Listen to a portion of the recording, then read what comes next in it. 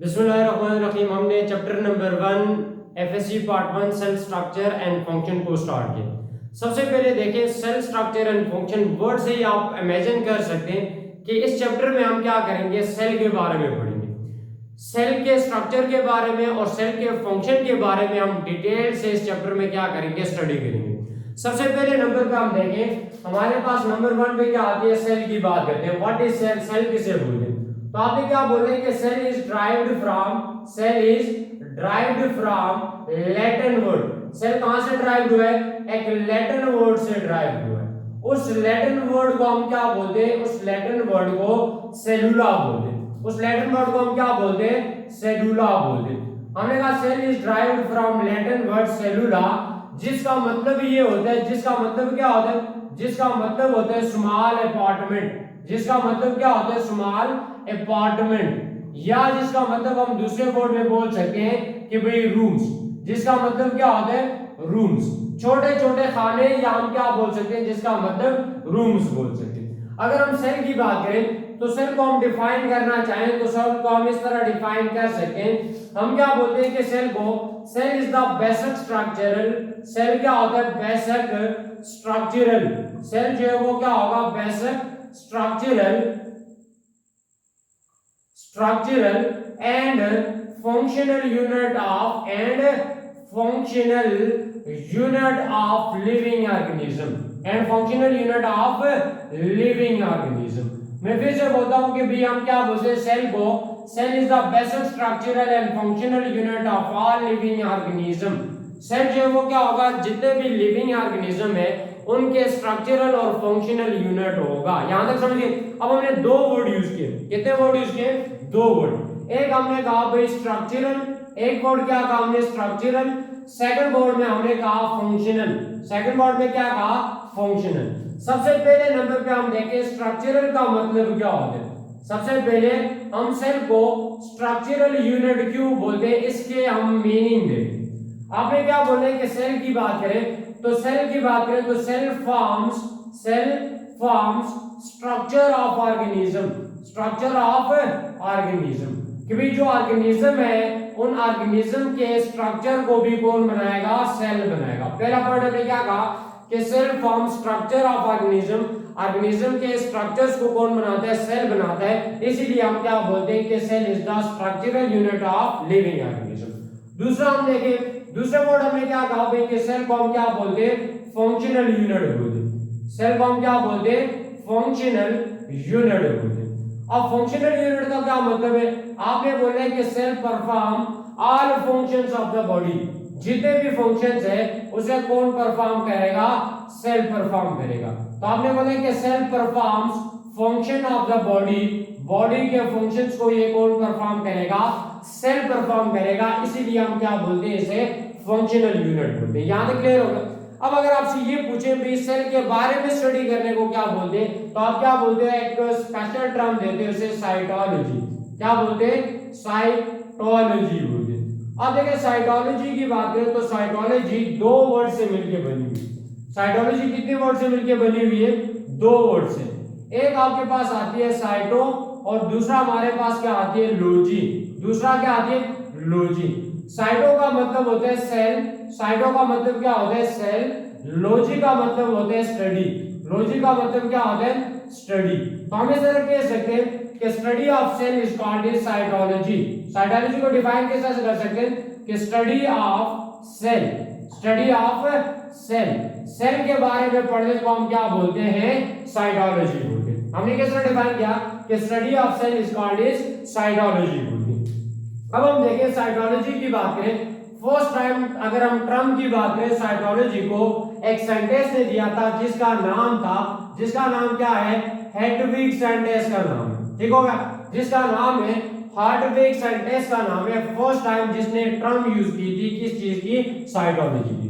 तो आपने क्या बोले कि साइटोलॉजी की टर्म फर्स्ट टाइम किसने यूज की थी, एक सेंटेंस था जिसका नाम था हार्टविग नाम था। क्या नाम था, हार्टविग नाम था। यहां तक भी क्लियर होगा। अब हम सेल की बात करें तो हम क्या बोलते हैं कि सेल की डिस्कवरी की बात करते हैं। भाई सेल को डिस्कवर किसने किया, डिस्कवरी आप किसकी बात करते हैं, सेल की बात करते हैं। सेल को किसने डिस्कवर किया, अगर हम सेल को डिस्कवरी की बात करें तो हम ये बोलेंगे कि सेल कितनी तरह के होते हैं, दो तरह के। सेल कितनी तरह के होते हैं, दो तरह के। हमने कहा डिस्कवरी ऑफ सेल की बात करें तो सेल कितनी तरह के होते हैं, दो तरह के। एक सेल को हम क्या बोलते हैं, डेड सेल बोलते हैं। नंबर 1 हमने क्या कहा भाई कि एक को हम क्या बोलते हैं, डेड सेल बोलते हैं। और दूसरे नंबर पे हमारे पास क्या आती है, लिविंग सेल आती है। दूसरे नंबर पे हमारे पास लिविंग सेल आती है। सबसे पहले हम अगर डेड सेल की बात करें तो डेड सेल को फर्स्ट टाइम एक साइंटिस्ट था, क्या था, एक साइंटिस्ट था जिसका नाम था रॉबर्ट डूक। क्या नाम था, रॉबर्ट डूक नाम था। रॉबर्ट डूक साइंटिस्ट का नाम था जिसने 1665 में, कब, 1665 में फर्स्ट टाइम डेड सेल को क्या किया था, डिस्कवर किया था। डेड सेल को डिस्कवर किया था। इन्होंने क्या किया, रॉबर्ट डूक ने ओक ट्री लिया, ओक ट्री, और उस ओक ट्री के इन्होंने बार्क लिया, बार्क मीन छिलका लिया। ओक ट्री लिया था और ओक ट्री के इन्होंने क्या लिया, बार्क को लिया, यानी कि छिलके को लिया। उस छिलके को इन्होंने किसके अंदर इमेजिन किया, माइक्रोस्कोप के अंदर। छिलकों को इन्होंने कहां पे देखा, माइक्रोस्कोप के अंदर देखा। माइक्रोस्कोप के अंदर देखने पर, माइक्रोस्कोप के अंदर देखने पर इन्हें क्या मिले थे, इन्हें छोटे छोटे स्मॉल अपार्टमेंट्स मिले थे। इन्हें क्या मिले, छोटे छोटे से स्मॉल अपार्टमेंट मिले। क्या मिले, छोटे छोटे से स्मॉल अपार्टमेंट मिले। उन अपार्टमेंट्स को इन्होंने क्या नाम दिया था, इन्होंने सेल का नाम दिया था। यानी कि हम लिविंग सेल को थोड़े से आगे लिखते हैं, यहाँ पे जगह नहीं। यानी कि इन्होंने क्या किया, इन्होंने सेल को माइक्रोस्कोप के नीचे इमेजिन किया। इमेजिन करने पर इन्हें क्या मिले, इस तरह के, इन्हें क्या मिले, इस तरह के छोटे छोटे अपार्टमेंट्स मिले। इसी तरह के छोटे छोटे क्या मिले, अपार्टमेंट्स, यानी कि छोटे छोटे खाने मिले, छोटे छोटे इन्हें क्या मिले, रूम्स मिले। जिस तरह से मैंने यहाँ पे देखो हर बहुत सारे खाने बने यहाँ पे, इसी तरह से इन्होंने क्या कहा कि भी इस तरह के छोटे छोटे से इन्हें क्या मिले, खाने नजर आए। उस खानों को इन्होंने क्या नाम दिया, सेल का नाम दिया। उस खानों को इन्होंने क्या नाम दिया था, सेल का नाम दिया था। यहाँ तक समझिए। और दूसरे हम देखें, दूसरे नंबर पे हमारे पास क्या आती है, लिविंग सेल्स आती है।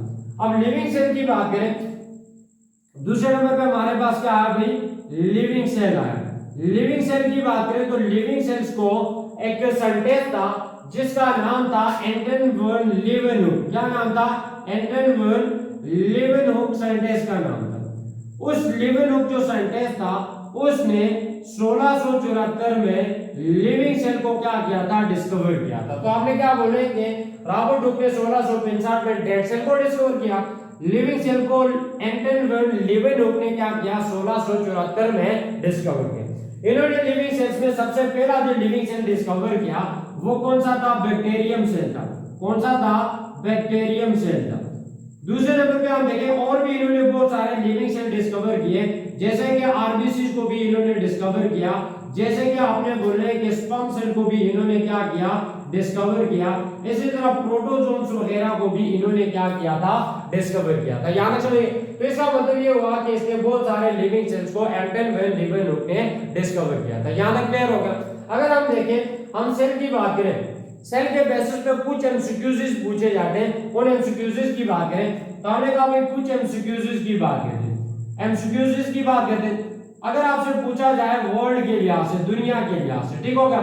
अगर आपसे क्या पूछा जाए, दुनिया के लिहाज से, यानी कि वर्ल्ड के लिहाज से पूछा जाए, आपसे पूछे भाई कि वर्ल्ड में, दुनिया में सबसे लार्जेस्ट सेल कौन सा है, दुनिया में सबसे लार्जेस्ट सेल कौन सा है, और अगर आपसे पूछे दुनिया में सबसे लॉन्गेस्ट सेल कौन सा है, दुनिया में सबसे एक सबसे लार्जेस्ट सेल है, और दूसरे नंबर पे आपसे पूछे दुनिया में सबसे स्मॉलेस्ट सेल कौन सा है। तो आपने लार्जेस्ट सेल में ये कह रहे कि भाई सबसे जो लार्ज सेल होता है उसे हम क्या बोलते हैं, ऑस्ट्रिच का एग बोलते हैं। क्या बोलते हैं, ऑस्ट्रिच एग बोलते हैं। ऑस्ट्रिच का जो पूरा अंडा है, शुतुरमुर्ग का जो पूरा इतना सा जो अंडा होता है, वो पूरा अंडा क्या होता है, सिर्फ के सिर्फ एग सेल होते हैं। सिर्फ के सिर्फ क्या होते हैं, एक सेल होते हैं। तो हम कहते हैं भाई दुनिया में सबसे बड़ा सेल कौन सा है, आपके पास ऑस्ट्रिच का एग है, ऑस्ट्रिच का एग है। अगर हम दुनिया में सबसे स्मॉलेस्ट सेल की बात करें तो आपने क्या बोला कि जो स्मॉलेस्ट सेल है वो एक तरह का बैक्टीरिया होता है जिसे हम क्या बोलते हैं, माइकोप्लाज्मा बोलते हैं। माइकोप्लाज्मा बोलते हैं। माइकोप्लाज्मा बैक्टीरिया की बात करें तो माइकोप्लाज्मा इसे इसलिए बोलते हैं क्योंकि इस बैक्टीरिया की बात करें तो इस बैक्टीरिया के अंदर सेल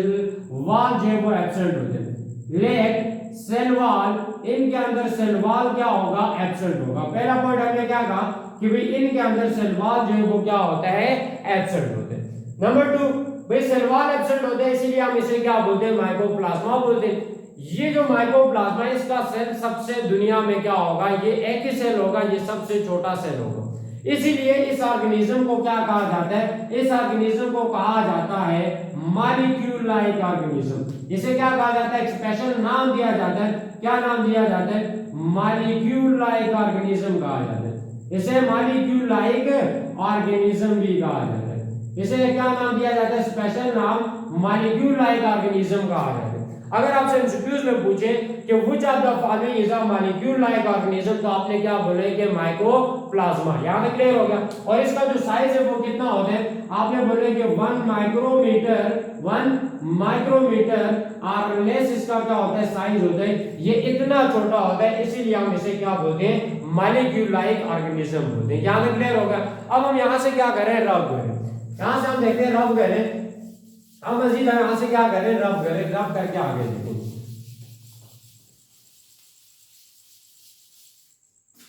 अच्छा, अगर आपसे इस तरह पूछे, अगर आपसे क्या बोले भाई होमेन के अंदर मुझे बताए, अगर आपसे बोले होमेन के अंदर बताए कि होमेन के अंदर सबसे लार्जेस्ट सेल कौन सा है, होमेन के अंदर सबसे लार्जेस्ट सेल कौन सा है। इसी तरह आपसे पूछे होमेन के अंदर सबसे लॉन्गेस्ट सेल कौन सा है। इसी तरह आपसे पूछे अगर होमेन के अंदर सबसे स्मॉलेस्ट सेल कौन सा है, होमेन के अंदर सबसे स्मॉलेस्ट सेल कौन सा है, तो आपने क्या बोले कि होमेन के अंदर सबसे लार्जेस्ट जो सेल है उसे हम क्या बोलते हैं, ओवम बोलते हैं। क्या बोलते हैं, ओवम बोलते हैं। जो ओवम है फीमेल के अंदर होते हैं ओवम। उस ओवम सेल की बात करें तो वो सबसे ज्यादा, सबसे लार्जेस्ट सेल होगा। और लॉन्गेस्ट सेल की बात करें तो लॉन्गेस्ट मीन लंबा, लार्जेस्ट का मतलब क्या होता है, लार्जेस्ट का मतलब होता है बड़ा। ठीक है, तो हमने कहा लॉन्गेस्ट का मतलब क्या होता है, लॉन्गेस्ट लंबा, लंबा सेल कौन सा होगा आपके पास, नर्व सेल। नर्व सेल जो है वो सबसे क्या होते हैं, लॉन्गेस्ट सेल होते हैं। इसी तरह हम स्मॉलेस्ट सेल की बात करें तो स्मॉलेस्ट सेल वुमेन के अंदर कौन से होते हैं, स्पर्म सेल होते हैं। कौन से होते हैं, स्पर्म सेल सबसे क्या होते हैं, स्मॉलेस्ट सेल होते हैं। यहां तक क्लियर हो गया। अच्छा, फिर हम देखें on the basis of cell, इस सेल के बेस पे ऑर्गेनिज्म को दो कैटेगरीज में हम क्या करते हैं, क्लासिफाई करते हैं। हमने क्या कहा कि भी on the basis of cell, किसके बेस पे, on the basis of cell, on the basis of cell, cell के बेसिस पे हम ऑर्गेनिज्म को कितने टाइप्स में डिवाइड करते हैं, दो टाइप्स में ऑर्गेनिज्म को डिवाइड करते हैं। एक को हम क्या बोलते हैं, यूनिसेलुलर ऑर्गेनिज्म, एक को हम क्या बोलेंगे, यूनिसेलुलर ऑर्गेनिज्म, और दूसरे को हम क्या बोलते हैं, मल्टी सेलुलर ऑर्गेनिज्म। एक को हमने कहा, एक को हम क्या बोलते हैं भाई, यूनिसेलुलर ऑर्गेनिज्म बोलते हैं, एक को यूनिसेलुलर ऑर्गेनिज्म बोलते हैं, और दूसरे को हम क्या बोलते हैं, मल्टी सेलुलर ऑर्गेनिज्म बोलते हैं। दूसरे को हम क्या बोलेंगे, मल्टी सेलुलर ऑर्गेनिज्म बोलेंगे। तो हमने कहा भाई on the basis of cell organism को कितने टाइप्स में डिवाइड किया, दो टाइप्स में, यूनिसेलुलर और मल्टीसेलुलर। सबसे पहले यूनिसेलुलर की बात करें तो यूनि का मतलब होता है वन, यूनि का मतलब क्या होता है, वन। सेलुलर का मतलब होता है सेल, सेलुलर का मतलब क्या होता है, सेल। तो हमने कहा भाई कि ऐसे ऑर्गेनिज्म जो किससे मिलके बने हुए हैं, सिर्फ के सिर्फ एक ही सेल से मिलके बने हुए हैं, उन्हें हम क्या बोलेंगे, यूनिसेलुलर ऑर्गेनिज्म बोलेंगे। तो मैं क्या बोलता हूं कि those organism which is made up of only one cell, made up of only one cell, जो सिर्फ के सिर्फ एक ही सेल से मिलके बने हुए हैं, उन्हें क्या बोलेंगे, यूनिसेलुलर ऑर्गेनिज्म बोलेंगे। यहां तक समझे। अगर आपसे ऐसा पूछे कि भाई इनके अंदर तो एक सेल होते हैं, तो क्या इनके जितने भी फंक्शंस है, जैसे कि रिस्पायरेशन है, जैसे कि डाइजेशन है, जैसे कि आपने बोले कि रिप्रोडक्शन है, इसी तरह जो भी सिस्टम्स है, क्या वो सारे के सारे सिस्टम सिर्फ के सिर्फ ये एक ही सेल परफॉर्म करते हैं। तो आपने क्या बोलना है कि हाँ, जो यूनिसेलुलर ऑर्गेनिजम्स है उनके अंदर सिर्फ के सिर्फ एक ही सेल क्या करते हैं, सारे फंक्शंस को परफॉर्म करते हैं। जैसे कि एग्जांपल में देखें यूनिसेलुलर की एग्जांपल्स में हमारे पास क्या आते हैं, एग्जांपल में आपने बोलना है कि बैक्टीरिया, एग्जांपल में हम किसकी बात करें, बैक्टीरिया की बात करें। इसी तरह हम एग्जांपल में किसकी बात करें, अमीबा की बात करें। अमीबा की बात करें। इसी तरह एग्जांपल में हम किसकी बात करें, यूग्लिना की बात करें, किसकी बात करें, यूग्लिना की बात करें। इसी तरह एग्जांपल में हम देखें क्लेमेडोमोनास की बात करें, किसकी बात करें, क्लेमेडोमोनास की बात करें, ठीक हो गया। ये सारे के सारे आपके पास क्या होंगे, यूनिसेलुलर होंगे, ये सारे के सारे यूनिसेलुलर होंगे। अगर हम मल्टीसेलुलर ऑर्गेनिज्म की बात करें तो मल्टीसेलुलर में हम देखें मल्टी का मतलब होता है मैनी, मल्टी का मतलब क्या होता है, मैनी। तो आपने क्या बोला है कि मल्टी का मतलब होता है मैनी और सेलुलर का मतलब क्या होगा, सेल। सेलुलर का मतलब क्या होता है, सेल। मल्टी का मतलब होता है मैनी, सेलुलर का मतलब होता है सेल। सेलुलर का मतलब क्या होता है, सेल। तो हम डिफाइन इस तरह से कर सकते हैं कि those organism which is made up of many cell, those organism which is made up of, जो मिलके बने हुए, made up of many cell, जो बहुत सारे सेल से मिलके बने हुए हैं, उन्हें हम क्या बोलेंगे, मल्टीसेलुलर ऑर्गेनिज्म से बोलेंगे। फॉर एग्जांपल, जैसे कि एग्जांपल के तौर पर देखें कि भी आपने क्या बोला है कि मल्टीसेलुलर के केस में ऐसा होता है ना कि मल्टीसेलुलर बहुत सारे सेल से मिलके बने हुए हैं, इसीलिए इनके अंदर जो डिफरेंट फंक्शंस है वो डिफरेंट सेल्स क्या करते हैं, परफॉर्म करते हैं। अब एग्जांपल्स में देखें तो एग्जांपल्स में आपने क्या कहा, जैसे कि हम देखें तो प्लांट्स आपके पास क्या है, मल्टीसेलुलर ऑर्गेनिज्म्स है। इसी तरह हम देखें तो एनिमल्स की बात करें तो एनिमल्स क्या है, मल्टीसेलुलर ऑर्गेनिज्म है। फंगी की बात करें तो फंगी आपके पास क्या चीज है, मल्टीसेलुलर ऑर्गेनिज्म है। एलजी की बात करें, किसकी, एलजी की बात करें तो एलजी मल्टीसेलुलर ऑर्गेनिज्म्स है। इसी तरह बहुत सारे आपके पास क्या होते हैं, मल्टीसेलुलर ऑर्गेनिज्म। दो कैसे, यूनिसेलुलर की बात करें तो यूनिसेलुलर में जितने भी फंक्शंस है वो एक ही सेल परफॉर्म करेगा, मल्टीसेलुलर में जितने भी फंक्शंस है वो डिफरेंट सेल्स क्या करेंगे, परफॉर्म करेंगे। यहां तक क्लियर हो गया। अब हम देखते हैं भाई एनिमल सेल्स और प्लांट सेल्स में डिफरेंस है। अब हम किसकी बात करते हैं, एनिमल सेल्स और प्लांट सेल्स में क्या डिफरेंस है उसकी बात करते हैं। इस तरह हम देखें तो सेल कितनी तरह के होते हैं, दो तरह के। एक को हम क्या बोलते हैं, प्लांट सेल बोलते हैं। एक को प्लांट्स के अंदर क्या होते हैं, सेल के अंदर कुछ चीजें डिफरेंट होती है। तो हमने कहा भाई एक को हम क्या बोलते हैं, प्लांट सेल्स, और दूसरे को हम क्या बोलते हैं, एनिमल सेल्स बोलते हैं। दूसरे को हम क्या बोलते हैं, एनिमल सेल्स बोलते हैं, ठीक होगा। एक को प्लांट सेल, दूसरे को हम क्या बोलते हैं, एनिमल सेल। इनकी हमने स्ट्रक्चर बना के हम देखते हैं कि भाई इनके अंदर कौन कौन सी ऐसी चीजें जो सेम होती है और कौन कौन सी चीजें क्या होती है, डिफरेंट होती है। सबसे पहले एनिमल सेल की बात करें तो एनिमल सेल की सबसे बाहर वाली मेम्ब्रेन को हम क्या बोलते हैं, सेल मेम्ब्रेन बोलते हैं। क्या बोलते हैं, सेल मेम्ब्रेन बोलते हैं, ठीक होगा। इसी तरह सेल मेम्ब्रेन के अंदर ये जो पोर्शन है, ये जो न्यूक्लियस के इर्द गिर्द जो पोर्शन है, इस पोर्शन को हम क्या बोलते हैं, इस पोर्शन को हम बोलते हैं साइटोप्लाज्म। क्या बोलते हैं, साइटोप्लाज्म बोलते हैं। इस पोर्शन को हम क्या बोलेंगे, साइटोप्लाज्म बोलेंगे। यहां तक होगा। अच्छा, फिर हम देखें तो जो एनिमल सेल है, एनिमल सेल्स के दरमियान बिल्कुल सेंटर में, बिल्कुल कहां पे, सेंटर में क्या प्रेजेंट होते हैं, न्यूक्लियस प्रेजेंट होते हैं। बिल्कुल सेंटर में क्या प्रेजेंट होगा, न्यूक्लियस प्रेजेंट होगा। बिल्कुल सेंटर में क्या प्रेजेंट है, न्यूक्लियस प्रेजेंट है। इसी तरह देखिए एनिमल सेल्स में ऑर्गेनेलीज की बात करें तो ऑर्गेनेलीज में माइटोकॉन्ड्रिया क्या होती है, प्रेजेंट होती है। ऑर्गेनेलीज में माइटोकॉन्ड्रिया प्रेजेंट होती है, माइटोकॉन्ड्रिया क्या होगी, प्रेजेंट होगी। इसी तरह देखें तो इसके अंदर क्या प्रेजेंट होती है, राइबोसोम प्रेजेंट होती है। क्या प्रेजेंट होती है, राइबोसोम प्रेजेंट होती है। इसी तरह देखें तो इसके अंदर छोटे छोटे वैक्यूल्स क्या होते हैं, प्रेजेंट होते हैं। छोटे छोटे वैक्यूल्स क्या होते हैं, प्रेजेंट होते हैं। इसी तरह हम देखें तो इसमें क्या प्रेजेंट होती है, इनके पास एंडोप्लाज्मिक रेटिकुलम क्या प्रेजेंट होती है, एंडोप्लाज्मिक रेटिकुलम। प्लाज्मिक क्या प्रेजेंट होती है, रेटिकुलम। रेटिकुलम भी क्या होती है, प्रेजेंट होती है। यहां तक भी क्लियर होगा, एंडोप्लाज्मिक रेटिकुलम प्रेजेंट होती है। इसी तरह हमने कहा भाई एनिमल सेल की बात करें तो एनिमल सेल्स में आपने क्या बोले कि सबसे पहले इनकी जो बाहर वाली मेम्ब्रेन होती है उसे क्या बोलते हैं, सेल वॉल बोलते हैं। क्या बोलते हैं, सेल वॉल बोलते हैं। आपने पॉइंट नोट करते जाने। इसकी सबसे बाहर वाली मेम्ब्रेन कौन सी थी, सेल मेम्ब्रेन थी। प्लांट सेल्स की सबसे बाहर वाली मेम्ब्रेन कौन सी है, सेल वॉल। प्लांट सेल्स की दूसरी जो मेम्ब्रेन होती है उसे हम क्या बोलते हैं, सेल मेम्ब्रेन बोलते हैं। क्या बोलते हैं, सेल मेम्ब्रेन बोलते हैं। एक चीज तो डिफरेंट है, सेल वॉल प्लांट सेल में होती है, एनिमल सेल में नहीं होती।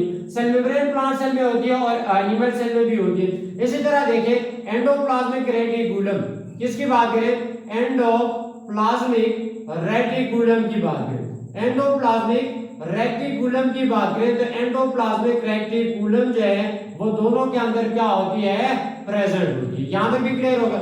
इसी तरह माइटोकॉन्ड्रिया की बात करें तो माइटोकॉन्ड्रिया भी दोनों के अंदर प्रेजेंट होती है। माइटोकॉन्ड्रिया की बात करें तो माइटोकॉन्ड्रिया भी दोनों के अंदर क्या होती है, प्रेजेंट होती है। इसी तरह हम देखें भाई जो वैक्यूल्स है वो दोनों के अंदर प्रेजेंट होती है, लेकिन मसला ये है कि एनिमल सेल्स में छोटे छोटे वैक्यूल्स प्रेजेंट होते हैं और बहुत सारे प्रेजेंट होते हैं। लेकिन प्लांट सेल की बात करें, प्लांट सेल्स में एक लार्ज क्या होता है, वैक्यूल प्रेजेंट होते हैं। प्लांट सेल्स में क्या प्रेजेंट होते हैं, लार्ज आपने बोलना है कि वैक्यूल क्या होगा, प्रेजेंट होगा। क्या प्रेजेंट होगा, वैक्यूल जो है वो क्या होगा, प्रेजेंट होगा। यहां तक क्लियर होगा। इसी तरह देखें प्लांट सेल्स में क्या प्रेजेंट होती है, प्लांट सेल्स में हम देखें तो क्लोरोप्लास्ट प्रेजेंट होती है, क्लोरोप्लास्ट प्रेजेंट होती है, जो एनिमल सेल्स के अंदर क्या होती है, एब्सेंट होती है। इसी तरह एनिमल सेल की बात करें तो एनिमल सेल्स में क्या प्रेजेंट होती है, लाइसोसोम प्रेजेंट होती है। क्या प्रेजेंट होती है, लाइसोसोम प्रेजेंट होती है, जो प्लांट सेल्स में क्या होती है, एब्सेंट होती है। प्लांट सेल्स में लाइसोसोम नहीं होती। इसी तरह देखें तो एनिमल सेल्स में आपने क्या बोलना है कि एनिमल सेल्स में सेंट्रियोल्स प्रेजेंट होती है। क्या प्रेजेंट होती है, सेंट्रियोल्स प्रेजेंट होती है, जो आपने बोलना है कि प्लांट सेल्स के अंदर जो है वो नहीं होगा। यहां तक समझिए। एनिमल प्लांट सेल्स में क्या होती है, क्लोरोप्लास्ट प्रेजेंट होती है, एनिमल सेल्स में सेंट्रियोल्स प्रेजेंट होती है।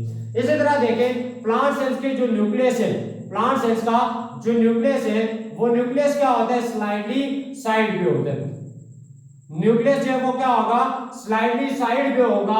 बिकॉज किसकी वजह से, क्योंकि इनके अंदर लार्ज सेंट्रल क्या होता है, वैक्यूल जो है वो क्या होगा, प्रेजेंट होगा। यहां तक क्लियर होगा।